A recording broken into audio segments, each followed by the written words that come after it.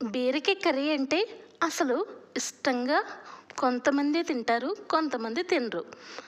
మరి బీరకాయ curry point దగ్గర మరి ఎందుకు ఇష్టంగా అందరూ తింటారు? అదేంటబ్బా? ఇంట్లోనూ చేసేది అదే కర్రీ, బయట చేసేది అదే కర్రీ. రెండిట్లో తేడా ఏముంది? అదే సేమ్ క్వాంటిటీతో వేస్తామే. మరి ఏంటబ్బా అంత స్పెషల్?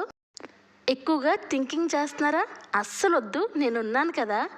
ఇప్పుడు ఒక కళ తీసుకోండి. 3 టేబుల్ స్పూన్ నూనె వేసుకొని 1 టేబుల్ స్పూన్ ఆవాలు, పచ్చెనపప్పు, మినప్పప్పు 2 నిమిషాలు వేగిన తర్వాత 1/2 టేబుల్ స్పూన్ జీలకర్ర, ఒక 5 నుంచి 6 వెల్లుల్లిపాయ రబ్బలు, ఒక 2 రెబ్బలు కరివేపాకు ఇలా వేసుకొని 2 నిమిషాలు వేగిన తర్వాత ఒక పెద్ద సైజు ఉల్లిపాయ చిన్నగా కట్ చేసుకోండి. ఇప్పుడు 2 పచ్చిమిరపకాయలు చీరుకుల్లా పెట్టుకొని కట్ చేసుకోండి. ఇక టేస్ట్ తగ్గట్టు సాల్ట్, మీరు క్వాంటిటీ ఎంత వేస్తున్నారో దాని తగ్గట్టే మీరు టేస్ట్ తగ్గట్టు సాల్ట్ వేసుకోండి.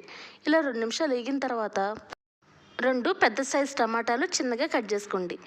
దాన్ని కూడా 2 నిమిషాలు వేయించుకొని ఇప్పుడు 1/2 టేబుల్ స్పూన్ అల్లం, వెల్లుల్లి, జీలకర్ర, కొద్దిగా పసుపు వేసి మిక్సీ పట్టుకొని ఇలా ఒక 1/2 టేబుల్ స్పూన్ వేసుకొని 2 నిమిషాలు వేగనివ్వండి. అర్థమైందా? సరేనా? ఇప్పుడు ఈ పచ్చివాసన పోయిన తర్వాత 1/2 టేబుల్ స్పూన్ వేసుకోండోయ్. ఇలా 2 నిమిషాలు వేగిన తర్వాత ఇప్పుడు బీరకాయ ముక్కలు చేదు ఉందో లేదో చెక్ చేసుకోండి. బీరకాయలో చేదుగుండా కూర అసలు వేస్ట్ అండి. చేదు లేకుండా ఇలా మంచిగా ఒక ముక్క తిని చూసి బాగుంటే వేసుకొని ఓవరాల్గా ఇలా కలుపుకోండి. ఇలా కలుపుకున్న తర్వాత ఒక 5 నిమిషాల్లోనే బీరకాయ అనేది మగ్గిపోద్దమ్మా.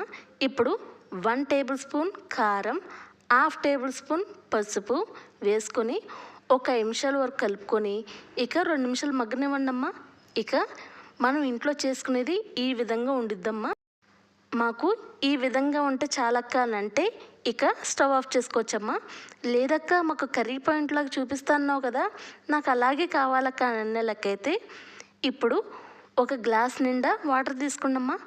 ఇక ఆ ముక్కల్లో వేసుకోండి. ఇక ఒక 2 నిమిషాల వరకు సన్నమంట మీద ఇలాగా కలుపుకుంటూ ఉండనమ్మా. కొంచెం దగ్గర అవ్వగానే కర్రీ స్టవ్ ఆఫ్ చేసుకోవచ్చు. ఇంతేనమ్మా. వాళ్ళు చేసేది కూడా ఇలాగే లూజ్గా ఉండదు మనకి. అంతే తప్ప భగవంతుడు వాళ్ళ చేతిలో ఏమీ అమృతం ఇవ్వడు, మన చేతుల్లో విషమేమి ఇవ్వడమ్మా. ఇద్దరు చేతులు ఒకటే, ఒకటో రెండో వాళ్ళు యాడ్ చేస్తారు, అది మనకు తెలియక ఇక బయట ఫుడ్డే మనకి పరమాత్మ అని మనం అనుకుంటామమ్మా. ఎట్టి పరిస్థితులు అలా అనుకోవద్దు, అంతా మీ చేతిలోనే ఉండిద్ది. అండ్ చెప్పడానికి ఎక్క రెడీగా ఉంది కదా.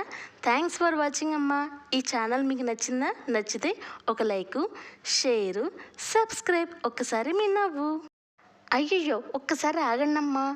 లైక్ కొట్టేసి మంచిగా నవ్వుకుంటూ వెళ్ళిపోండి అమ్మా. బాయ్ అమ్మా.